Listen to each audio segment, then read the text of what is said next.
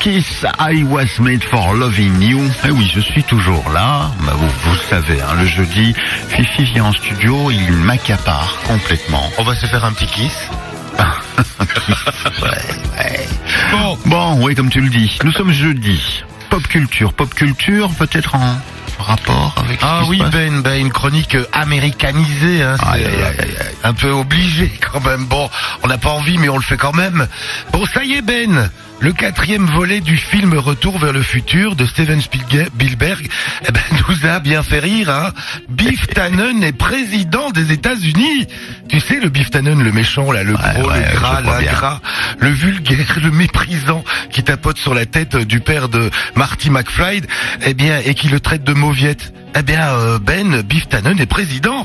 J'aimerais vous dire que c'est le 4e volet du film Retour vers le futur, mais non, même Steven Spielberg n'aura pas été aussi loin dans la science-fiction, Mais que se passe-t-il ?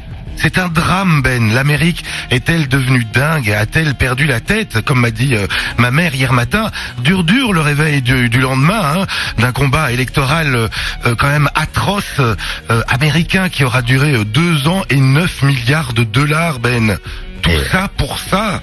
Donald Trump, quel résultat quand même affligeant, la vulgarité, l'impolitesse, la médiocrité, la bassesse, le ridicule. Mais rendons à l'Amérique un boss.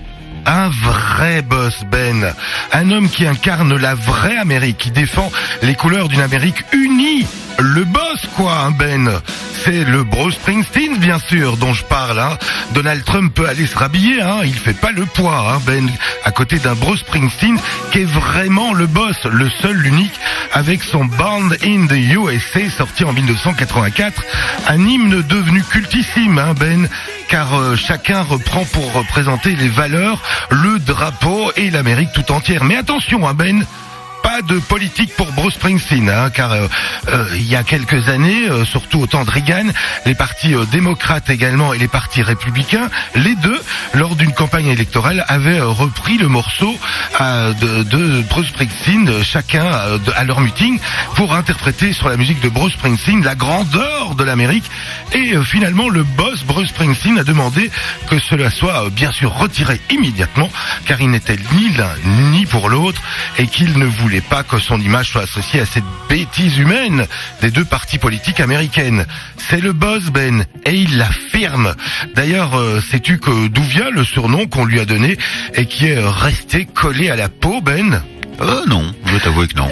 Le boss, tout simplement, ça vient au tout début de sa carrière. Il se produisait dans les bars, des cabarets également avec son groupe. Et ensuite, tous ses camarades lui demandaient à Bruce Springsteen d'aller dans le public avec sa casquette à la main, récolter quelques pièces de remerciement du public. Et c'est là qu'on l'a surnommé le boss, car c'est lui qui allait chercher dans la foule le petit salaire du groupe. Il a toujours détesté qu'on le surnomme comme cela, mais c'est resté.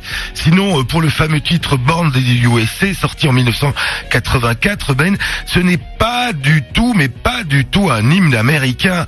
Loin de là, c'est en lisant le scénario de Taxi Driver et de Raging Bull, un film culte de Paul Schrader, que Bruce Springsteen a eu l'idée de la chanson.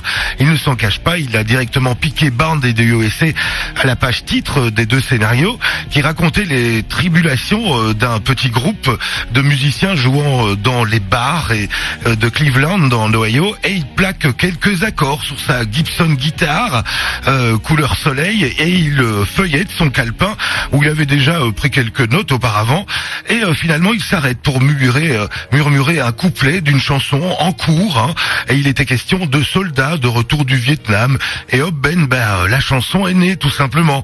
C'est pas plus compliqué que ça, un tube, un titre repris comme un hymne qui n'est pas spécialement composé pour être un hymne, mais juste une chanson simple qui explique l'enfer du Vietnam et des hommes qui en sont revenus tout simplement.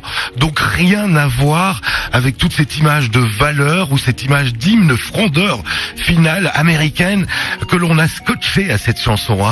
Doit-on en dire encore que ce titre est devenu incontournable et un incontournable de la carrière de Bruce Springsteen, et que c'est un morceau qui est plus un tube international, plus qu'un tube international, c'est juste un morceau qui fait partie de notre vie, tout simplement, et que Bruce le boss bien sûr, le reste malgré tout, hein.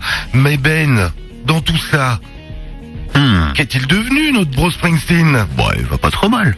Bah oui, le boss reste une star, hein, de la chanson mondiale, bien sûr, connue.